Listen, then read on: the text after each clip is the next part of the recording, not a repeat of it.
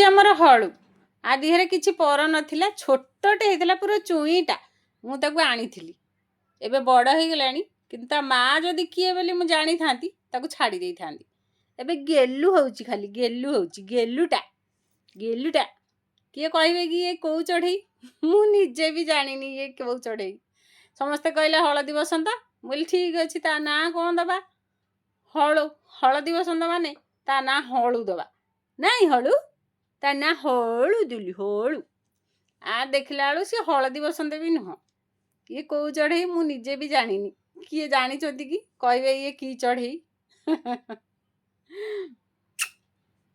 ଗେଲୁ ଗେଲୁ, ଦେଖ ତୋର ଭିଡ଼ିଓ ବନାଉଛି, ଦେଖିଲୁ? ଏଇଟା କୋଉ ଚଢ଼େଇ? ମୁଁ ନିଜେ ଜାଣିନି, ମୋ ନାଁ ହେଉଛି ତାର ହଳୁ।